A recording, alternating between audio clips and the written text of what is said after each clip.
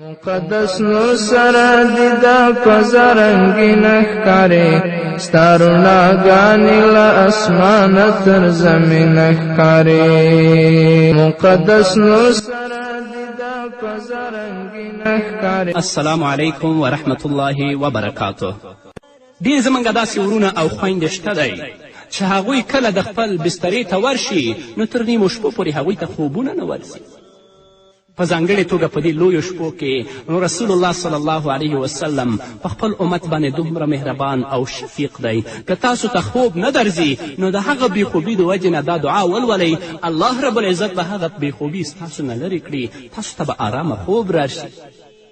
زید بن ثابت رضی الله تعالی عنه وایي چې زه لاړم رسول اکرم صلی الله علیه وسلم ته او د بېخوبي شکایت مې ورته وکړ چې یا رسول الله ما ته خوب نه راځي. نو رسول اکرم صلی الله علیه وسلم ما ته دا دعا راوښودله. هغه دعا دا ده: اللهم غارت النجوم وهدأت العیون وانت حی قیوم لا تأخذك سنة ولا نوم یا حی یا قیوم اهدی لیلی وانمی عینی فقلتها فاذهب الله عز وجل عني ما كنت اجد. ای الله ستوري بدل شول، سترګې آرامې شوې او ته ژوندی قایم یې، تا ته نه خوب درتلی شي او نه په تا باندې بېهوښي راځي. ته ژوندی او قایم اوسیدونکی ذات یې، زما شپه آرامه او سترګې مې ویدې کړې. نو کله چې ما دعا ولوستله زما شکایت ختم شو، یعنې په ما باندې خوب راغی.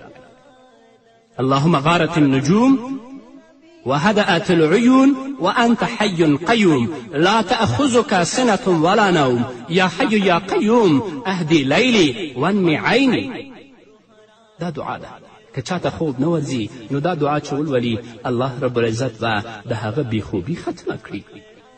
نور هم حدیث د رسول اکرم صلی الله علیه وسلم نه په دې اړه باندې روایت شوي دي. خو الله رب العزت دې موږ ته توفیق راکړي چې د رسول الله دا ویناوې او د رسول الله د احادیث په خلاص غوږ باندې واورو او دا په خپل ژوند کې عملي کړو چې الله رب العزت موږ ته عزت د دنیا او آخرت راکړي او هغه مصیبتونه او تکلیفونه او دردونه چې هغې کې موږ ګرفتاره یو الله هم د هغه نه خلاص کړي.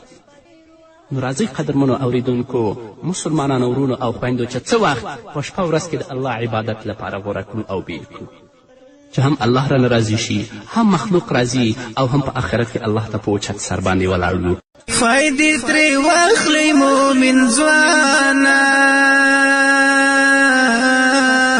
فایده ترې واخله مومن ځوانه، د دوی خبرې په زړګي باندې لګېږي ورته ځیر شه.